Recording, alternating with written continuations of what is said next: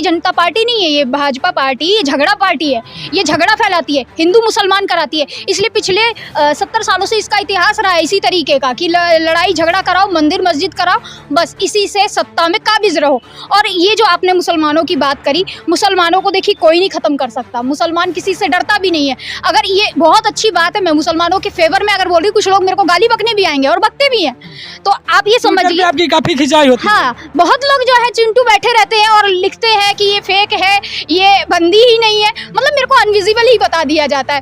तो आप ये देखिए ना, मैं बता रही हूँ ना कि जो भी कोई सही बात लिखेगा, सही संविधान के तरीके से बात करेगा, न्याय की बात करेगा, या हम प्रोटेस्ट करेंगे, अपना अधिकार के तहत हम लोग मांगे डिमांड करेंगे, तो ये उसको मुसलमान बता देते हैं। इनकी सबसे बड़ी खासियत तो यही है, ये इनको डर लगता है, ये बहुत डरपोक है, माफ़ी भी रहे। जब इनको पता लगता है कि इस तरीके का कुछ कांड हुआ है और फिर जब इनके ऊपर इस तरीके की कोई कार्रवाई होती है, तो ये माफ़ी मांगने आते हैं। चौहान के जो सुदर्शन न्यूज वाले बोल रहे हैं कि अपने अगल बगल देखिए कोई और मंदिर मस्जिद मंदिर तो नहीं है। हाँ, सुरेश चौहान के तो बोलेंगे, ये पत्तलकार जो है ना, ये चाटुकार इसी तरीके की नफरत फैलाते हैं, ये अपने आप को पत्रकार बोलते हैं सुरेश चौहान के जैसे।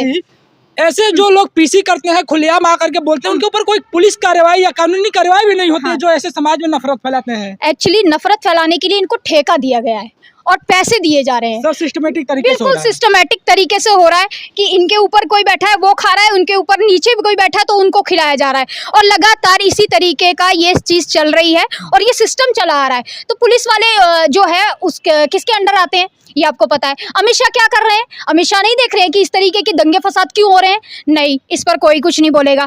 जहां अजमेर शरीफ की बात कर रहे हैं, अजमेर शरीफ जैसे जगह पर, वहां पर प्रधानमंत्री जी चादर लेकर जा रहे हैं, चादर चढ़ा रहे हैं। अब ये लोग वहां का सर्वे बता रहे हैं, अब इन्हें पता है कि कंट्रोवर्शियल कैसे करना है। अब जितनी भी नामचीन जगह हैं, जितनी भी मस्जिदें हैं, उनके इशू उठाते हैं, वहां पे याचिका दायर करते हैं। और सबसे बड़ी बात, निचली अदालतों का खेल देखिए कि ऐसी याचिकाएं बेतुकी याचिकाएं दायर कर लेते हैं और उसका आदेश दे देते हैं, ऑर्डर पास हो जाता है।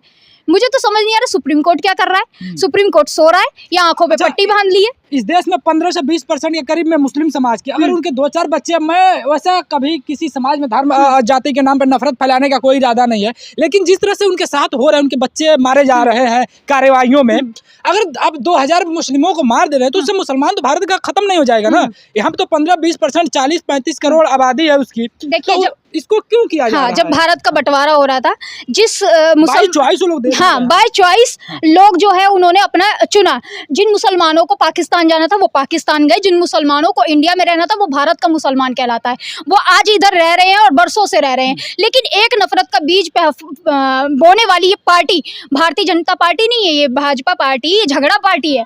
ये झगड़ा फैलाती है, हिंदू मुसलमान कराती है। इसलिए पिछले 70 सालों से इसका इतिहास रहा है इसी तरीके का कि लड़ाई झगड़ा कराओ, मंदिर मस्जिद कराओ, बस इसी से सत्ता में काबिज रहो।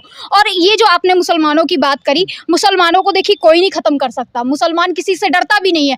अगर ये बहुत अच्छी बात है, मैं मुसलमानों के फेवर में अगर बोल रही, कुछ लोग मेरे को गाली बकने भी आएंगे और बकते भी हैं, तो आप ये समझिए। आपकी काफी खिंचाई होती है। हाँ, बहुत लोग जो है चिंटू बैठे रहते हैं और लिखते हैं कि ये फेक है, ये बंदी ही नहीं है, मतलब मेरे को अनविजिबल ही बता दिया जाता है। तो आप ये देखिए ना, मैं बता रही हूँ ना कि जो भी कोई सही बात लिखेगा, सही संविधान के तरीके से बात करेगा, न्याय की बात करेगा, या हम प्रोटेस्ट करेंगे, अपना अधिकार के तहत हम लोग मांगे डिमांड करेंगे, तो ये उसको मुसलमान बता देते हैं। इनकी सबसे बड़ी खासियत तो यही है, ये इनको डर लगता है, ये बहुत डरपोक है, माफ़ी भी रहे।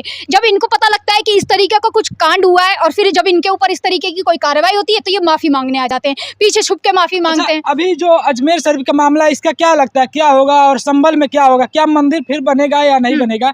देखिए, ये मामला छेड़ा ही इसीलिए गया है, ये बहुत टाइम तक चलेगा। बाबरी मस्जिद का बहुत लंबे समय तक चला था राजनीतिक खेल जी, बिल्कुल राजनीतिक अपनी रोटियां सेकने के लिए ये खेल चलता रहेगा। थोड़ा सा इनको मालूम है कि कोई हमारे देश में 10 सालों से हो क्या रहा है, कभी कुछ होता है, कांड होता है, तो उसको दबाने के लिए दूसरा कांड कर दिया जाता है। फिर अभी जैसा अडानी का भी हो रहा था, महाराष्ट्र में क्या खेल हुआ, उन सब चीजों को दबाने के लिए देखिए संभल का आ गया। संभल में जब तक संभल नहीं पाया, तब तक अजमेर शरीफ का आ गया। आप इसके पीछे की राजनीति समझिए कि ये क्या छुपाने की कोशिश कर रहे हैं। इनका काम ही है इस तरीके का एक के बाद एक कांड को छुपाना, उस पर पर्दे डालना। और देखिए मंदिर भी है, मस्जिद भी है, तमाम लोग जो है हिंदू मुसलमान सब एक होकर रहते हैं, लेकिन इनकी राजनीति एक बार जो है ध्वस्त होने वाली है और ध्वस्त हो चुकी है। कई लोग समझ भी चुके हैं इनकी चालों को और ये ध्वस्त होते हुए नजर भी आ रहे हैं। ये लोग जब अर्जी डाल देते हैं उसके बाद से जो अन्य समाज के लोग बच रहे हैं, क्या उनको भी बौद्ध मठों के लिए अर्जी डाल देनी चाहिए कि इस मंदिर को हटाइए तो यहाँ पे मठ निकलेगा, ऐसा कर देना चाहिए? बिल्कुल। मैं कल रात ये ट्वीट पढ़ रही थी और फिर मैंने इस पे हिस्ट्री जो है इसकी देखने लगी। मेरे दिमाग में यही आया कि भैया और भी जो वकील है वो भी PIL डालें, देखते कौन सा मस्जिद, कितने पुराने मस्जिद ये उन पे लिख देते, जो मतलब मंदिर बने हुए हैं उन पे लिख देते प्राचीन मंदिर। भैया ये प्राचीन मंदिर अभी अगर 2020 में 19 में उसकी तुड़ाई चल रही थी और उसको तोड़ ताड़ के बना दिया गया। वहाँ मैं देख रही थी खाली जगह है, उसके बाद मंदिर, उस पर लिख दिया प्राचीन मंदिर। भैया उसका इतिहास खोद लें, उसका इतिहास जानने जाएंगे तो इनके ऐसी तैसी हो जाएगी, इनके कपड़े गीले हो जाएंगे और ये पसीने से तर हो जाएंगे। फिर ये जवाब नहीं देते बनेगा इनको। ये प्राचीन मंदिर लिख देते, किस आधार पर लिख देते? कितना प्राचीन मंदिर है? अभी जो 2015 में बन रहा था वो प्राचीन मंदिर हो गया। अगर उसके नीचे खुदाई करी जाए और कितने ही, अभी आप महाराष्ट्र में जाइए, कितने भी देश में कहीं भी 84,000 बौद्ध मठ थे, कितने बौद्ध जो है मंदिर पाएंगे, उनमें मूर्तियां पाएंगी। इनका शुरू से इतिहास यही रहा है कि सवर्ण 5% जो लोग रहे हैं, सवर्ण जो बाहर से आए हैं, वो हमेशा से अपना वर्चस्व कायम करने के लिए छोटे तबके के लोगों को, गरीब लोगों को, दलितों को दबाने के लिए, हमेशा से अपने धर्म को ऊंचा दिखाने के लिए उनको इस तरीके से ढोते आए हैं और इस तरीके से उनको झोंकते आए हैं और हमेशा से उनको दबाने का काम किया है इन्होंने। और आज भी यही चल रहा है। अब ये जो बोलते हैं कि जो भी है हर हिंदू दलित को, आदिवासी को ये हिंदू और सनातनी बोलने लगते हैं। गजब। जो आदिवासी लोग हैं वो तो यहाँ के ही हिंदू तो है ही नहीं, वो तो आदिवासी लोग हैं। वो तमाम लोग जो हमारे जितने भी लोग हैं दलित, उनको ये हिंदू बताते हैं। भैया हिंदू कहाँ से आ गए? कुछ गिने चुने लोग हैं जो समाज में नफरत फैलाते हैं। आपको टारगेट नहीं किया जाएगा? बिल्कुल टारगेट किया जाएगा। कुछ लोग तो, बहुत लोग तो पता नहीं क्या क्या मेरे लिए बोलते, क्या क्या नहीं बोलते, मुझे फर्क नहीं पड़ता है।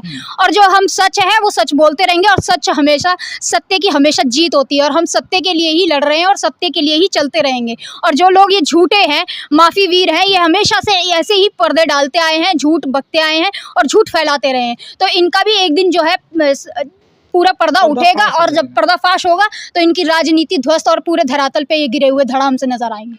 ऐसे ही जो लोग हैं, कुछ गिने चुने जो लोग हैं, इन्हीं की बदौलत अब देश चल रहा है, समाज चल रहा है, एक दूसरे से लोग जुड़ करके चल रहे हैं। बाकी अगर आप सोशल मीडिया पे जाएंगे तो काफ़ी नफरती लोग दिखेंगे। जितने मंदिर हैं उससे पहले 84,000 मठ इस भारत देश में रह चुके हैं। अगर वह लोग अपने PIL दाखिल करने पे आए और मठों को ढूंढने लगे तो मुझे नहीं लगता है कि इस देश में कोई मंदिर बचेगा। बस यही कहना है कि चाहे हिंदू हो या मुसलमान हो, जो 1991 का एक्ट था उसके अनुसार सब रहे। जो 1947 से मंदिर था, मस्जिद था, मठ था, सब अपनी जगह। एक बात बोलना चाहूंगी, उपासना स्थल अधिनियम 1991 के तहत सुप्रीम कोर्ट से ये दिया गया सर्वधर्म सम्मान किया जाए। तो ऐसे जो सर्वधर्म सम्मान की जो याचिका है, जो मतलब पत्र है, उसको फाड़ के धज्जियां उड़ा देनी चाहिए, उसको फाड़ देना चाहिए सुप्रीम कोर्ट को और बता देना चाहिए कि भैया एक ही तरीके का धर्म है और एक ही तरीके के लोग रहते हैं, सबको वही अपनाना पड़ेगा। जिस तरीके की भेड़चाल पहले चल रही थी वैसी भेड़चाल अभी भी चलानी है। तो ये सुप्रीम कोर्ट, ये सब न्यायालय सब हटा देने चाहिए जब इन्हीं के तरीके से कानून चलेगा। अजमेर शरीफ पे आपकी क्या राय है? कमेंट बॉक्स में जरूर बताइएगा। मिलेंगे किसी अगले वीडियो में, तब तक के लिए जय हिंद।